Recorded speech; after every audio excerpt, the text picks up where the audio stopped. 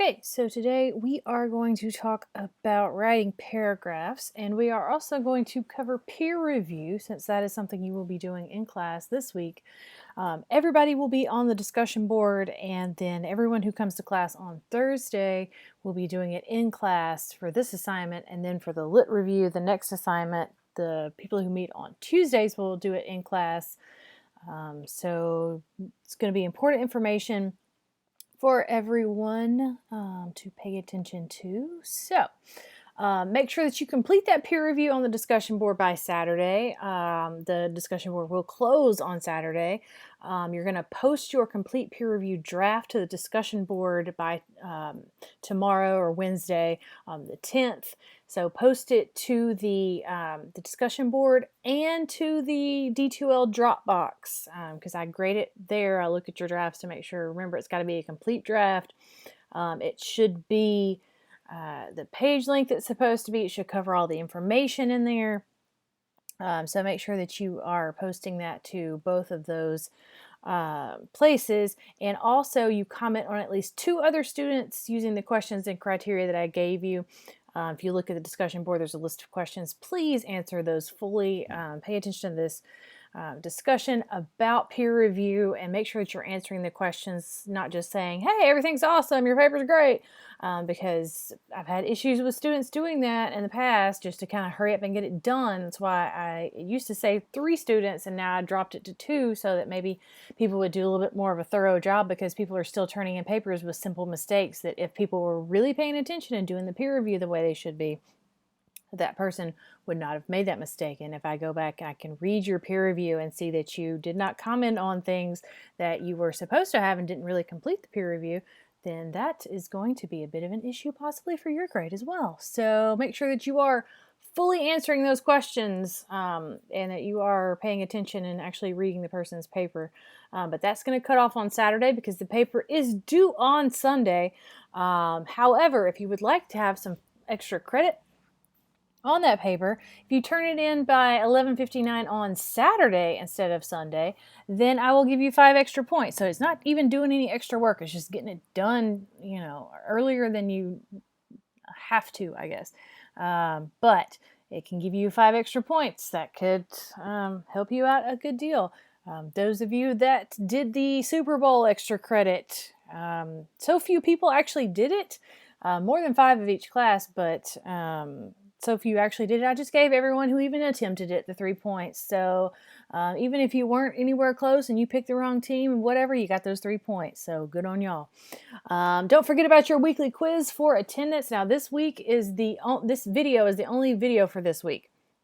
So, because we're not doing any new information on Thursday, we're just doing the peer review. So it will only cover stuff from this particular video. So you may want to review the PowerPoint and that kind of stuff to get those questions, the answers to that. But it will only cover this one lesson because this is the only bit of new information that you will be getting for the week. All right, so first thing we're going to talk about is writing paragraphs. So what do paragraphs do? They separate ideas into logical, manageable chunks. If I open a paper and I just see one giant paragraph as the first page, it's going to hurt my head. And I know it does you if you were to open up something to read and it's just one giant long paragraph. It helps our brains to see where there's going to be pauses in the information, and also it helps when you're writing to be able to organize your different topics into smaller pieces into those paragraphs. So it focuses on only one main idea and presents coherent sentences to support that one point. So each paragraph should be one main supporting point of your argument. So you should only be covering one main point per paragraph, and then if you have another big point you want to make, start a new paragraph. Paragraphs stand on their own because all sentences support the same point. You can almost think of each paragraph, a supporting paragraph, as kind of a mini essay on its own. Topic sentence is going to be your thesis statement for the paragraph. It's going to tell you the main idea of the paragraph. Then you're going to have that support in there. We're going to talk about different types of support, and that's going to support that argument from the topic sentence, and then you'll have a concluding sentence. So it's kind of like having your intro, support, and conclusion for your overall essay. It's almost like you're doing that in mini form when you write each paragraph. Each supporting paragraph adds another related main idea to support the writer's thesis, which is then developed with facts, examples, and other details that explain it, helping a writer build a strong case for their thesis. So every supporting paragraph should add another building block to your thesis statement, to your argument.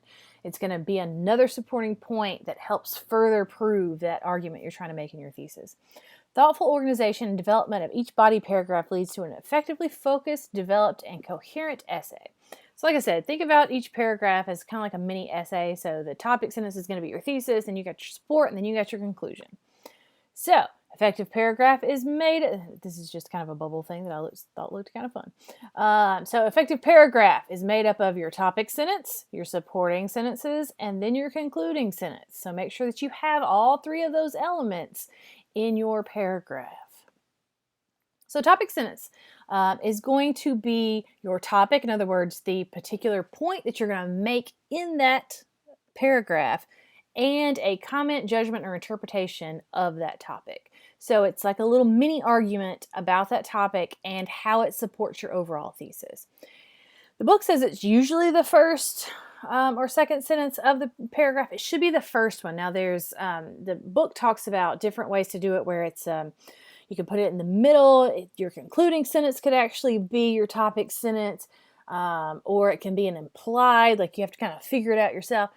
That's not what we're doing here. For your topic sentence, I want you to be blatant. I want you to be obvious with it. I want it to be that first sentence of each supporting paragraph should be your topic sentence, should tell me what the argument in that supporting paragraph is going to be. It's going to express the paragraph's main idea, and it's going to make it easier for readers to follow the essay and for the writers to stay on topic. So it kind of helps you, your topic sentence is sort of like your main idea, and it's also almost like an outline. Like every main idea you've got kind of helps you. You just refer back to that main idea. So your topic sentence is going to be a supporting point for your thesis. So make sure it kind of keeps you on track as you're going through. So effective topic sentences provide an accurate indication of what will follow in the rest of the paragraph. So here's a weak example. First, we need to a better way to educate students. Well, this is good because we got first, so you got those transitional words that we'll talk about in a little while. And of course, we have this lovely first person. Who's the we we're talking about? Who? Teachers? Americans? People in general? Every human on the face of the earth? Who is we? And this is a very generalized statement. So this is not something that you're going to be able to cover within a paragraph. You can't cover every better way to educate students in one supporting paragraph. You could talk about better ways overall in an entire paper, but not within just one supporting paragraph. So a stronger example, creating a national set of standards for math and English education will improve student learning in many states. So we've kind of narrowed it down a little bit more. So instead of just saying a better way, which is one of those abstract concepts, is like, what does better mean? Better than what? Like, what's happening here? Now we've got a specific thing that they're going to talk about. A national set of standards for math and English education. So it also has that argument, like this is what needs to be done, and here's the argument of like what's going to happen, like it's going to improve student learning.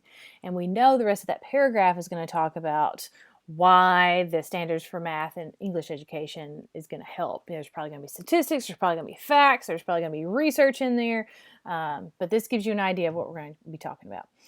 The topic sentence should be the most general sentence in the paragraph and thus does not include supporting details. Just like you shouldn't start answering your question or proving your argument in your intro to your overall paper, you should not start proving your argument for the what's in your topic sentence until you start getting to the support of the paragraph. So it should be the most general. It should just tell me what the topic and what your argument is going to be. So weak example. Salaries should be capped in baseball for many reasons. Most importantly, so we don't allow the same team to win year after year. Again, we got this we in here. I don't know about you, but I don't have any effect on what team wins baseball. So I don't know who this we is. But if you just stop here, salaries should be capped in baseball for many reasons. Bam, there you go. You have a topic sentence, and then you know that the rest of that paragraph is going to tell what are those reasons and why are they important. So here's a stronger example. Introducing a salary cap would improve the game of baseball for many reasons. There we go. We got a generalized sentence that tells us, hey, this is what's going to happen in this paragraph. I'm going to give you all the reasons why there should be a salary cap. And it also should be clear and easy to follow. So a weak example. In general, writing an essay, thesis, or other academic or non-academic document is considerably easier and of much higher quality if you first construct an outline, of which there are many different types. Holy crap, did anyone else follow that? You don't have to, they're talking about writing here, and then they list every single possible type of writing that you could put. I'm surprised they didn't say a poem or a fiction story or every other type of thing that you could put in here. It also has second person in here. I shouldn't see the word you or your anywhere in any of your papers. Not one assignment that you are turning in for this class needs to have the word you or your in it unless it is a direct quote from one of your sources. So that's another problem there. But this is very hard to follow because it tries to cram too much information into one sentence. So most forms of writing can be improved by first creating an outline. Bam, straight to the point. And then you're going to, obviously the rest of this paragraph is going to talk about there are some more reasons how it can be improved through the outline. So are these good or bad topic sentences? Exercising 3 times a week is healthy. Well, that's a statement, and it could be, it's almost like an argument, but it seems more like support. Like, why are we arguing about exercising? You know, it seems more like a piece of support than it does a topic sentence. It doesn't really lead anywhere. Like, it doesn't seem like there's anything much to support here. Because it's saying is healthy, like what is, like what are you trying to prove here? So I would say that one's not great. Sexism and racism exist in today's workplace. This is another statement that's one of those duh, like it's an obvious statement. It's not really an argument. So people don't really argue with this. So this would be improved if it was arguing something about maybe how it should be changed, how it can be improved, things like that. I think we should raise the legal driving age. So we've got first person, we got second person in here. I don't know about you. Again, I don't think that I have any influence on what the legal driving age is. So, but the legal driving age should be raised because that would be an argument or you could say just for many reasons, and then start listing those reasons. Owning a business. That's not even a complete sentence, much less an argument. So obviously this is not good. What about owning a business? What are you trying to say? Owning a business is great for many reasons. There are too many dogs on the public beach. This is an argument. This is something that you could support. This is something that you could say, you could follow it with, the problems that having dogs on public beaches can cause there. So I would say that one's a pretty decent one. And I know what you're going to be covering the rest of that paragraph. Now, after you write your topic sentence, you can't just leave it all by itself. You have to use your supporting and body sentences. So that follows the topic sentence and helps explain, prove, or enhance the topic sentence. So it's there to support, just like your supporting paragraphs are there to support your thesis, your supporting sentences are there to support your topic sentence. May develop by using examples, description, narration, comparison and contrast, definition, cause and effect, classification, and division. So these are different types of support that you might use when you start writing your kind of like evidence that you're going to use to write your support. So, in informative or persuasive writing, a supporting sentence usually presents a reason. So, the refusal of the baby boom generation to retire is contributing to the current lack of available jobs. So, we've got a reason here, and it's obviously this topic sentence, this paragraph is about the lack of available jobs. And we've got, here's a reason why there are no jobs, because the baby boomers don't want to retire. Because people are living longer and they need more money. A fact, many families now rely on older relatives to support them financially. So now we've got another fact that kind of goes along with this. Why are they not retiring? Because people live longer and they need older relatives to work so they can get more money because they won't raise the minimum wage and you can't live on it anymore. Statistic, nearly 10% of adults are currently unemployed in the United States. So we're still talking about there's, lack of available jobs. There's still and obviously this is an old statistic from before the pandemic.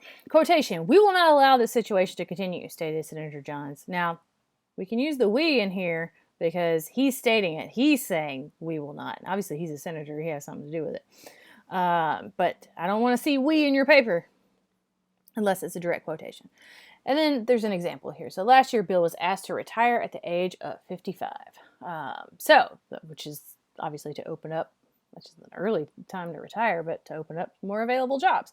So these are all related to the same subject, and they all serve different purposes, and they're all different types of evidence that are going to help prove whatever it is that topic sentence is.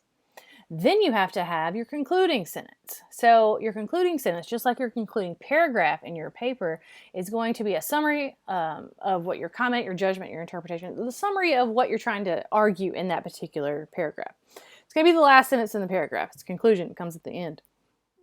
Reminds the reader of the main point by restating it in different words. So you're going to kind of repeat yourself again. You're reminding people, hey, this is the argument in this paragraph, but you're not going to say it word for word again because that would be boring and weird. Draws together all the ideas raised in your paragraph. So it kind of summarizes what you've said and kind of makes that conclusion to it like, okay, now this is how this supports that argument. And it usually is going to relate back to that thesis. So you can also take everything that you've said in that supporting paragraph and go, hey, remember, this is the main point, and this is why it supports that thesis statement, the overall argument of this paper. Avoids introducing any new ideas into a concluding sentence because the conclusion is intended to provide a reader with a sense of completion. So it's closure. So you're not going to add another fact in there. You're not going to come up with a new idea or a new supporting point there. That is saved for the support within that paragraph. Or if it's something completely different than what you're trying to argue in that particular paragraph, start a new paragraph. Start talking about whatever it is that you're trying to say. So a concluding sentence may restate the main idea.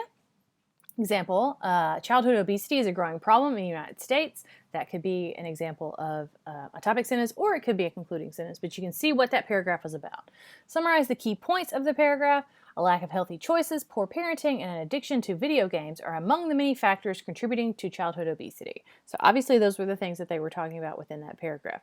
Draw a conclusion based on the information in the paragraph. So these statistics indicate that unless we take action, childhood obesity rates will continue to rise. Again, who's the we? Are you going to walk around slapping food out of kids' hands? Like, I don't understand what the we is. So that's not what, don't have the we in there unless educators take action, unless schools take action, unless, who is it? Who's the we? But you're summing up and you're saying like, look, these are the problems and here, like something has to be done or it's just going to keep rising. Make a prediction, suggestion, or recommendation about the information in the paragraph. So based on this research, more than 60% of children in the United States will be morbidly obese by the year 2030 unless we take evasive action. Again, who is this we? But it makes a prediction. It's saying like, look, if the trend continues on, then this is what's going to happen. So you could do that in your concluding sentence. It could offer an additional observation about the controlling idea. Again, it's about that controlling idea, the idea of that paragraph. You're not adding something different. You're not talking about another subject. You're talking about what you've been talking about within that paragraph. Childhood obesity is an entirely preventable tragedy. Tragedy seems like a strong word, but restating the topic sentence. So when you want to do that, reiterate your topic sentence, but in different words. So here is an example of this. There are many advantages to owning a hybrid car. All right, and we obviously know that somewhere between these two, they're going to talk about all the different advantages of owning a hybrid car. Then we get to the concluding sentence. Given the low running costs and environmental benefits of owning a hybrid car, it is likely that many more people will follow Alex's example in the near future. So this is confusing about the middle part, but I would imagine that they talk at some point about the low running cost, the environmental benefits. We figure out who is Alex, like we'll know who that person is. But you can tell that this sums up what was actually said between the topic sentence and the concluding sentence. So a lot of times people ask me, how long should a paragraph be? The basic point of it is it should be long enough to fully explain your idea. So it should develop the idea, the point or impression completely enough to satisfy the writer and the readers. But think about the length of it. Now, if it's just a couple sentences long, you probably aren't fully covering what you're trying to say. And if it's an entire page long, you've probably said too much and there's probably something that you can break up a little bit there. So a series of short paragraphs in an academic essay can seem choppy and unfocused, whereas paragraphs that are 1 page or longer can tire readers. I know if you were to open that yourself, you probably would be like, no, thank you. I don't want to read an entire page that's just 1 paragraph. In most college assignments, successfully developed paragraphs usually contain around 100 to 250 words and span 1/4 to 2/3 of a type page. Usually 250 words is about a page. But I would say you should go for, usually paragraphs should be 5, some maybe 4 to 6 sentences long. Beyond that, you may be trying to do too much in one paragraph. Writers must provide enough supporting sentences within paragraphs to develop the topic sentence and simultaneously carry forward the essay's main idea. What's the essay's main idea? Your thesis statement. So again, you give me a topic sentence that tells me what you're going to talk about in that paragraph, and you're also going to relate it back to your overall argument for the whole paper. If a paragraph is over a page long, consider providing a paragraph break for readers. So look and see if there's sort of a shift somewhere in there. Are you kind of changing the subject a little bit? Are you adding, are you going a little off topic, something like that? You can break it into 2 paragraphs. And then you'll have to make sure that you have a strong opening topic sentence for the second paragraph so that you may maintain coherence there. So just when you chop that paragraph in half, make sure you still got to have that, add the concluding sentence to the end of the one paragraph and topic sentence at the beginning of the second one. A series of short paragraphs can be confusing and choppy, so examine the content of the paragraphs and combine if they have related ideas. If there's something that you need a little bit more support, that they kind of support each other, you can make that into one paragraph. When dialogue is used, which you probably won't be using that. I'm not talking about quotes. I'm talking about if you're actually talking about at least two people speaking to each other. Begin a new paragraph each time a speaker changes. Begin the new paragraph to indicate a shift in subject, tone, or time and place. So if you're talking about history, if you're giving a background of history of something, you may change paragraphs as you go into like a new era of something, or a new decade or something like that. So examples from the book. We got this paragraph. Topic sentence. There are numerous advantages to owning a hybrid car. So we've saw this one just a few minutes ago. The first sentence has a statistic. First, they get 20% to 35% more miles to the gallon than a fuel-efficient gas-powered vehicle. So we got a statistic. We got a number there. Then we have a fact. Second, they produce very few emissions during low-speed city driving. And then sentence 3, we got another support. It's a reason because they do not require gas. Hybrid cars reduce dependency on fossil fuels, which helps lower prices at the pump. Then we have an example. Here's Alex. Alex bought a hybrid car 2 years ago and has been extremely impressed with its performance. Oh, now we got a quote from Alex. It's the cheapest car I've ever had, she said. The running costs are far lower than previous gas-powered vehicles I've owned. So to support her example, we have got a quote. And then we have that concluding sentence, given the low running cost and environmental benefits of owning a hybrid car, it is likely that many more people will follow Alex's example in the near future. And as you see, we talked about the low running cost and the environmental benefits, and we have Alex in here. So you see how that particular concluding sentence sums all of that up. Here's an example from the book as well. I'm not going to read this entire paragraph to you, but we'll see what the topic and concluding sentences go together well. After reading the new TV guide this week, there should be a comma right there, I wondered why we are still being bombarded with reality shows, a plague that continues to darken our airwaves. So this person obviously really hates reality shows. Now, if you skip down to the concluding sentence, these producers must stop the constant stream of meaningless shows without plot lines. We've had enough reality television to last us a lifetime. So we're going back and we're continuing that argument that the reality shows are terrible. There's a lot of we's and I's and stuff in here that you are not going to use. But you can see how, along with the return of viewer favorites, we are cursed with yet another mindless. So this is kind of offensive, and you don't necessarily want to use this as a good tone within there. But it talks about it has some different supports or specific examples. Apparently this is like an actual show that they are talking about. But it continues to go on and support that particular argument that we've got in that topic sentence, which is that reality shows are terrible. All right, paragraph coherence. A strong paragraph holds together well, flowing seamlessly from the topic sentence into the supporting sentences and on to the concluding sentence. To help organize a paragraph and ensure that ideas logically connect to one another, writers use a combination of elements. So there's a clear organizational pattern. We talked about organization in last class last week. Chronological, so we're going from first, second, third. Spatial, that's not going to use that as much. That's more describing how like a room's laid out, for example. Order of importance, which is probably what you're going to use. General to specific. Now you could do that as well, where you have a general claim and then you get down to more specific examples, or specific to general. So you could use either one of those.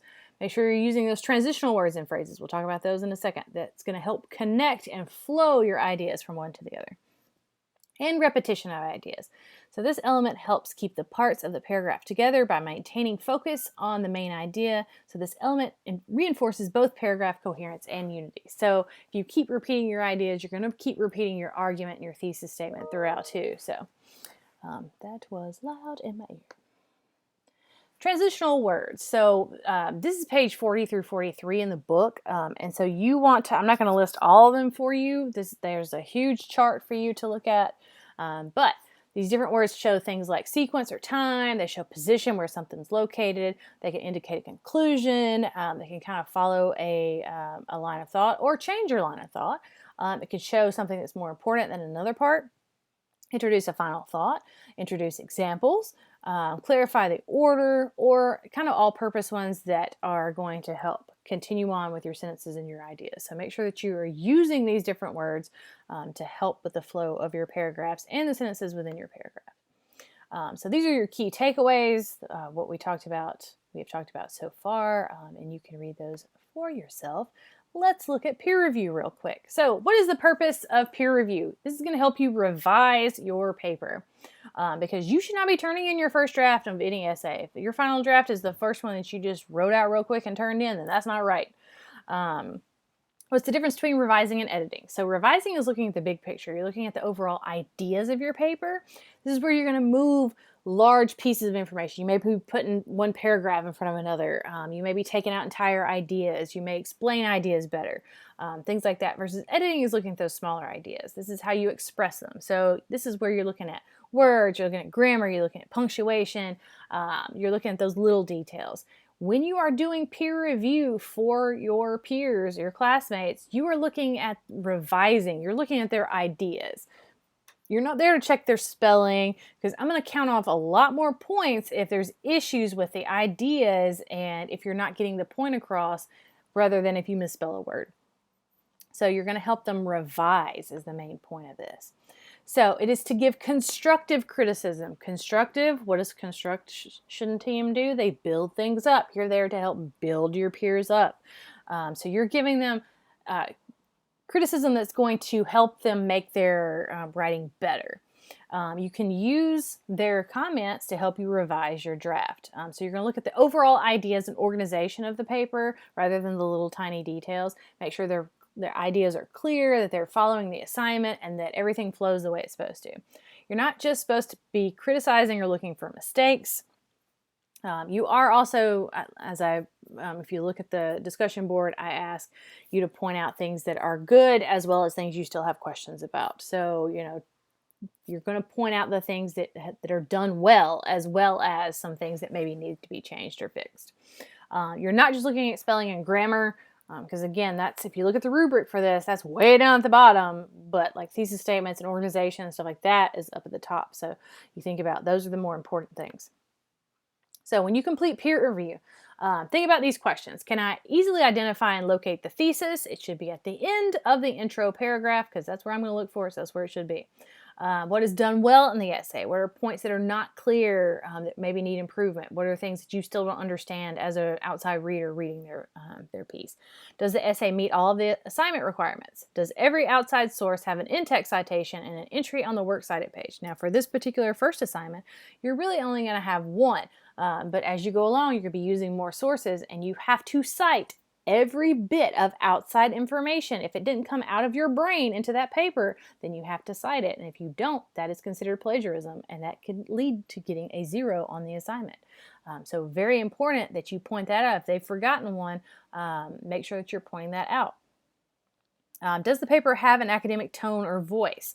So it doesn't sound like they're writing an email to their friends or a text message or something like that. It sounds like you're speaking to a professor. What editing mistakes? That's something, again, that's at the end. Think about all these other things first, and then you can, if you happen to say, oh, there should be a comma right there, there's, an exclamation point in there, and you just don't want to use an exclamation point because it's kind of weird in academic writing, then you point out those things. Now, once you get your paper back, you may be like, I'm not doing any of this. Look for patterns and recommendations, repeated comments. So if more than one person makes the same comment, even if you're not sure that there's a problem, you may want to pay attention to that. So if they say, oh, I'm noticing a lot of run-on sentences, or a lot of sentence fragments, or the organization seems off to me, those are things that you should possibly look at. If you have questions about any of your comments that you get, you can always email me and ask me, and I can say, yeah, that looks like, you need to work on that, or no, it shouldn't be a problem. Those could be issues you should look at. How forward writing drafts in the future. So if somebody continues to say, hey, I see a lot of run-on sentences, you want to pay attention as you're writing in the future that you don't continue to do that. You don't have to incorporate every recommendation into your paper. Just because somebody says you should change this, if you don't feel like changing it, if you don't think you should, you don't have to. You are really focusing on making your paper better. And if you don't think that their comments are going to make your paper better, then you don't necessarily have to do it. This is your paper. You don't have to make any changes you don't feel will benefit your work. So determine if the feedback supports the purpose of the assignment and if the suggested revisions are appropriate to the audience. You want to always look back and continue to look at the assignment requirements on that assignment sheet, because that's really should be guiding what you're writing as you go. Okay, so make sure that you're paying attention to all those different things that you should be, the different pieces of your writing that should be in the paper, all the assignment criteria, all that kind of stuff, especially when you're going over other people's papers. And you may notice people have done some things in their papers which may make you want to go back and revise yours. Like, oh, I forgot to talk about whether this topic's going to be easily researched or something like that. So it can help you revise your own paper too as you look at other people's papers. So make sure you post your peer review draft on the discussion board and in the D2L Dropbox. It's got to be both places by tomorrow or Wednesday, whenever you're watching this. Should be by Wednesday, which is the 10th, and comment on at least 2 other students' work by Saturday. It cuts off after Saturday because, once people are turning in their papers, it doesn't matter. They're not going to be looking at the peer review. For those of you completing peer review in class on Thursday, please print a copy of your paper to bring it to class. You will have already uploaded it. If you come to class and you don't have a copy of your paper in your hand and you haven't uploaded it, I will say, I'm sorry, you cannot participate in peer review. Please complete that before you come to class. Remember that your final draft is due on Sunday, the 14th. So by 11:59. And if you want extra 5 points, turn it in by 11:59 on Saturday. And that gives you Valentine's Day free to not worry about writing. And make sure you complete that weekly quiz by Sunday. So if anyone has any questions as you're writing, as you're working on this assignment, as you do peer review and you get comments and you're not really sure whether you understand them or if they should be applied, that kind of stuff, make sure that you let me know.